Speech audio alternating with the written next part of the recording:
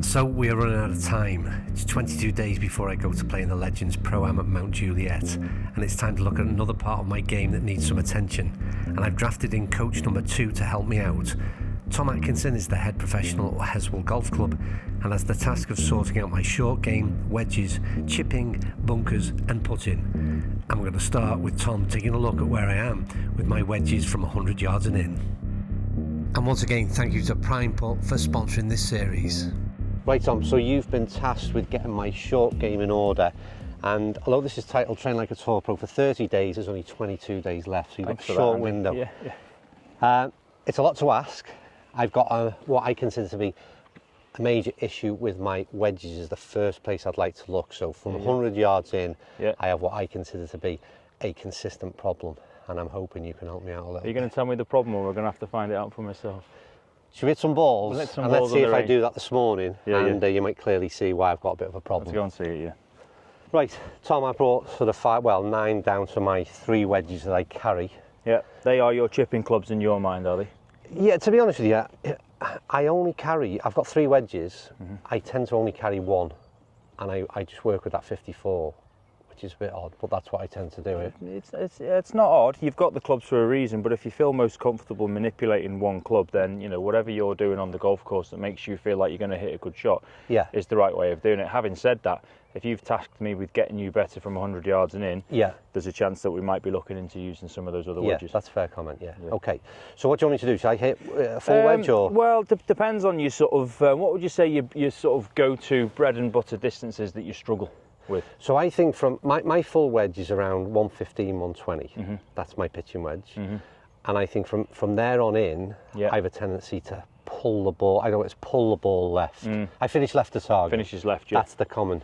Yeah, well, it's there's two directions to a golf ball: starting and finishing direction. When you've got a club like a wedge in your hand, there's so much backspin on it, you're probably not going to see too much shape. So you're going to be looking at probably where it's starting. If it's finishing left, it's probably starting left. Okay. What we've got to determine, and we've got to get it right in your mind, is whether we're classing this as a full shot, a mini wedge shot, a pitch shot. How do you classify those shots? Obviously, into the chipping slightly different. Yeah. Because I'm a big believer in the fact that if you've got a stronger club in the bag for the job, there's no point in hitting the pitching wedge full if you've got a little 9-9, or you've got a 54 full if there's a 52, that type of stuff. So at the end of the day, I never forget when I first started playing golf, I used to work for Alan Thompson here at Heswell.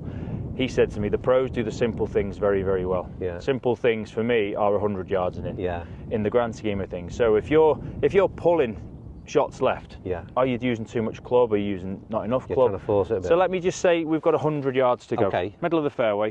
What you're going to hit from 100 yards in a bog standard conditions like today, not a lot of wind. Okay. I would either force that, which is what you've just said. Or I did a 3/4 wedge. Okay. And which one do you think, if you had to sort of put your house on the middle of the green, would you force one or chip one down there? I'm going to say that because I did it the other week on this green and you watched me play it, that shot was about 100 in. And I played that. And you pulled it left. Yeah, you pulled it left. It was a decent shot. It was on the green. Yeah. But you were nowhere near getting the ball in the hole from that distance. It's not birdie chance from there, is it? It's not a real birdie chance. Not if you're a tour pro either, so no chance for you or me.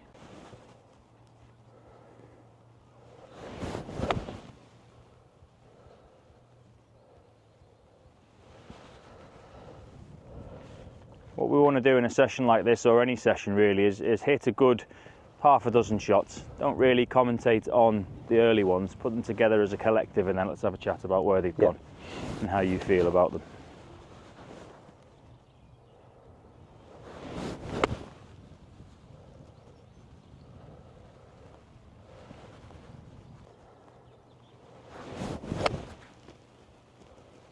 Yeah, good.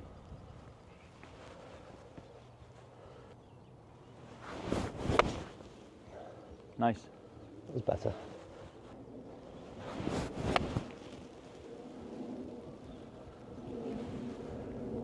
Okay, fairly good. Happy with those? I think the last 2 in particular. So the first one went left. Did you do anything consciously about not hitting it left in the next 4 or 5 shots? In the next few, if I'm honest with you, I hit the ball, or the last 2 in particular, I hit the ball a little bit more aggressively. I was a little bit more committed lazy to it. Yeah, that's a good word. Yeah. And I think even like the downward blow, the the strike on the turf was a bit different as well. I'm glad you mentioned strike, because got to start with strike. Yeah. You're talking about hitting it left up 18 the other day, and it did go left. Yeah. The distance was not far off, but if you're hitting it left, it usually goes a bit further. So let's say you'd hit that straight, you probably would have been way short. Yeah. Definitely in 3-putt territory. So distance control when you're hitting wedges is essential. That's got to start with strike. Okay. Now most of those were decent strikes, bit of ball, bit of turf. Okay. What you've got to try and understand in golf in general, you know, your long game lessons into your short game lessons, you're going to do it the way you're going to do it. You've got a club face that hits the ball in a certain direction. You've got a stance that probably wants to accommodate for that. When did you last have a short game lesson, pitching lesson like this? Never. Never? No. Never ever? No. Therefore you're doing very well, so you're sort of leaning on your natural talent. You've got a club face that's slightly strong. A strong club face, can't speak, wants to hit the ball left. You see the ball going left, but then you've got a stance that's aiming slightly right. There's a little bit of tolerance here to sort of give you back, because there's a right to left sort of lie of the land, but you're sort of almost hooking that ball back into where you want to go, and there's nothing wrong with that as long as it's repeatable. Yeah. I had someone come to me not long back and tell me, I said, what's the problem? He said, I'm hitting everything left to right. I said, everything? Yeah, everything. I said, well, you've cracked it. He looked at me, he said, well, I don't want to do that. I said, the hardest thing to do is to hit a consistent golf shot. That's all you need to do. Yeah. So did you know your club face was slightly shut from long game lessons, from your own analysis? No. It is. I think ever since I've seen you swing a club, I think it's been slightly shut. Okay. Nothing wrong with that. In fact, if you're not going to be neutral, be slightly shut, because then you can use your body to stabilise the club face. Okay. You therefore probably didn't realise you were aiming a little bit right. No.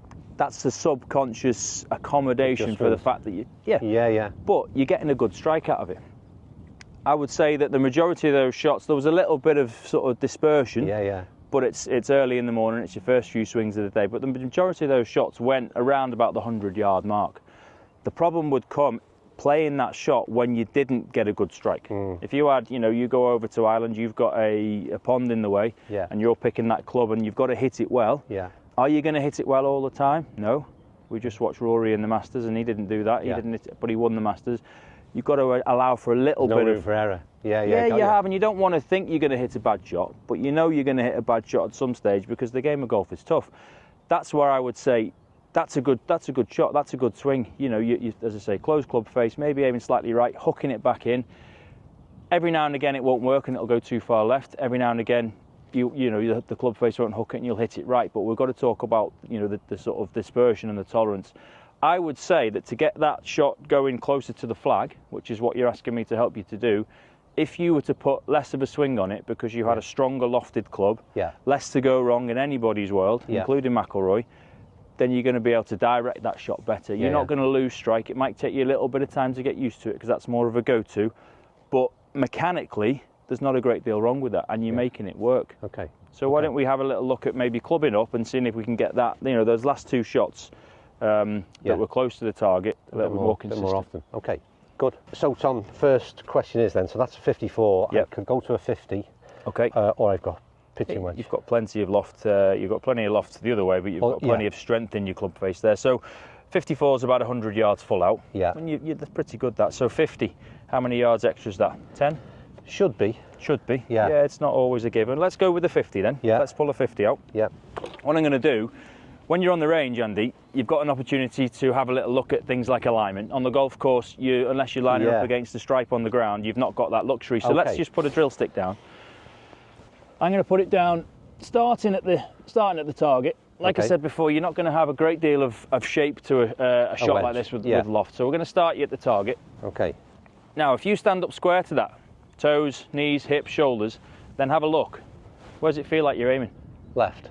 I knew you were going to feel like you're aiming left because we've already said that you stand a little bit aiming right. Yeah. Now, we're not going to necessarily change that. Change is a big word. Yeah. We're just going to see whether you're comfortable hitting a few shots. Yeah. Now, what are you going to do? This is the big question now. What are you going to do to reduce that from a full shot to a percentage of a shot? How does that work for you? So for me, it would be the length of backswing. Although I don't I don't swing around the neck anyway. No, you don't, which is good. I would be reducing that down. Give it a go. That would be the feel anay. So obviously we're trying to get this ball more on line, more often. We don't want to compromise strike. Let's just see how we go with 2 or 3 of these.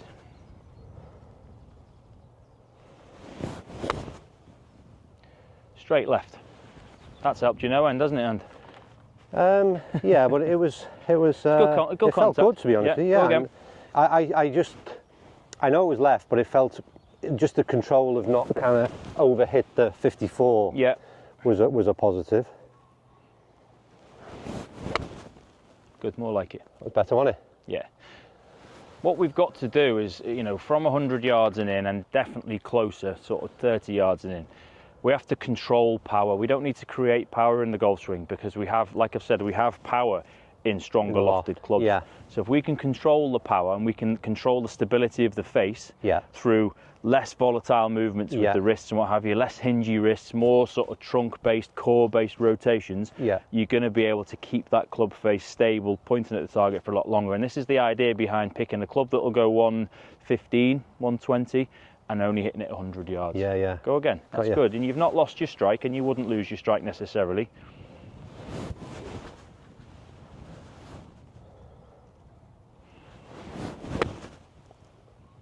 Really good contact. You've sort of, I've not told you to do this and you've not had a lesson previously, but you've sort of sawn off your follow through. I have, yeah. You can understand that you don't need those big sort of follow throughs to produce this. Yeah. You're still starting that golf ball too far left for this shot. Yeah. Now I would suggest that even though I've lined you up, I think you're more comfortable aiming slightly right. Gary Player used to aim all over the place. You know him. You can ask him. Yeah. And he used to get it on target. So let's just take the drill stick away.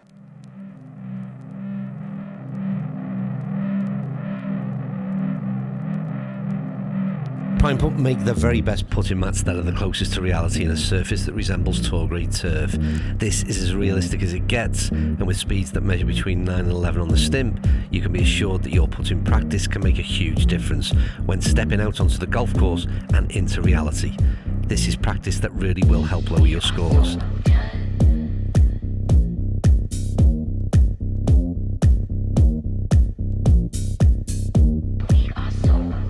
Thank you to Prime Putt for their support on this journey. Please find out more on the link in the description.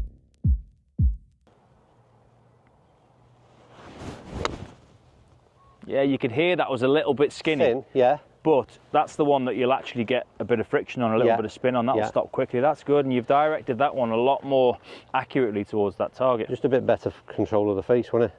Yeah, it was interesting. It was. Yeah, definitely. It's interesting how you said you weren't thinking enough. Sometimes is it, are you thinking too much? It's interesting that. Good though, the movements are good. Okay. Do one more. Let's go left a bit. Yeah.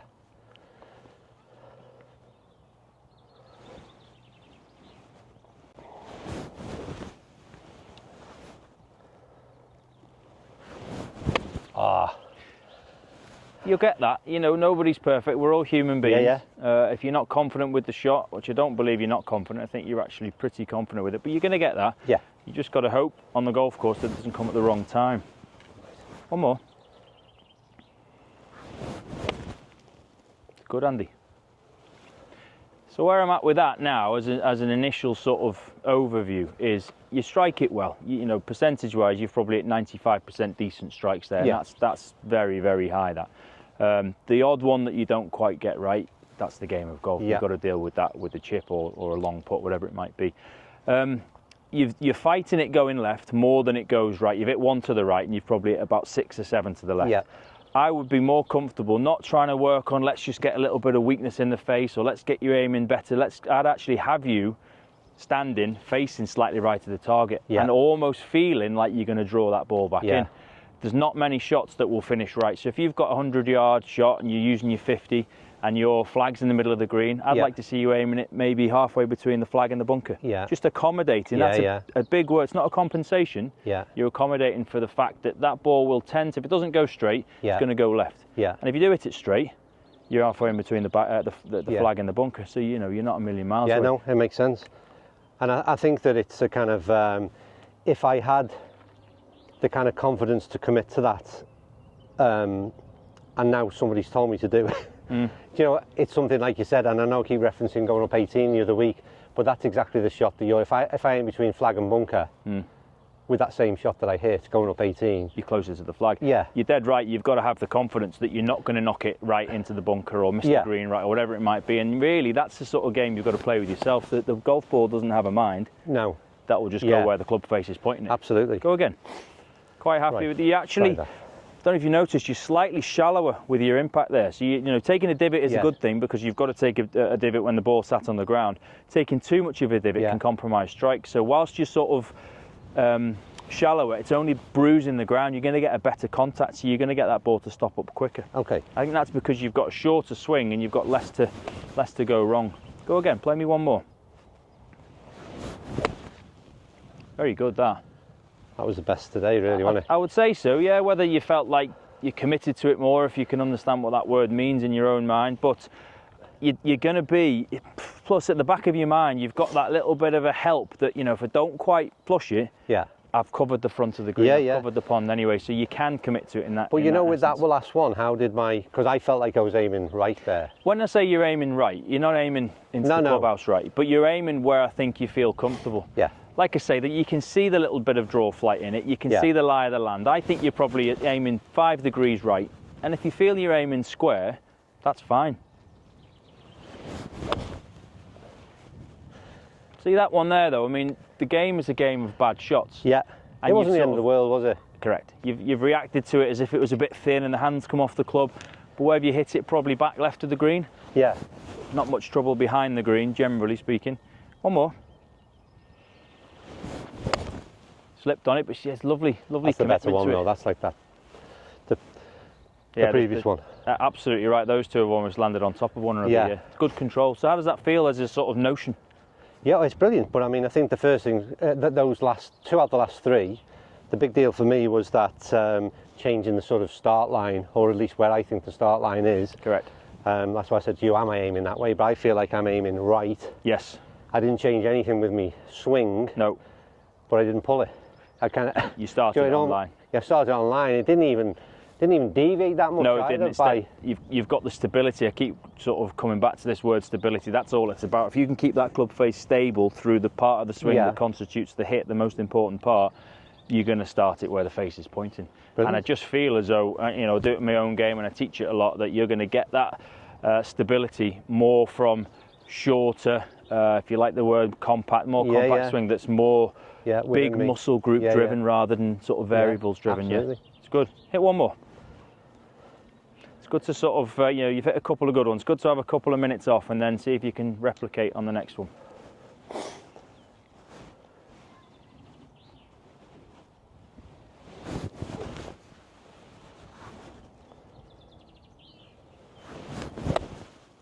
Good. Last thing I want to do on this type of shot, it's a little bit heavy, so it's harder for the club face to square itself off, but it's probably front right of the green, so it's not that bad. Just set up to one more. It's very important this for when you take it onto the golf course, so no different now. Aim at where you sort of want to aim.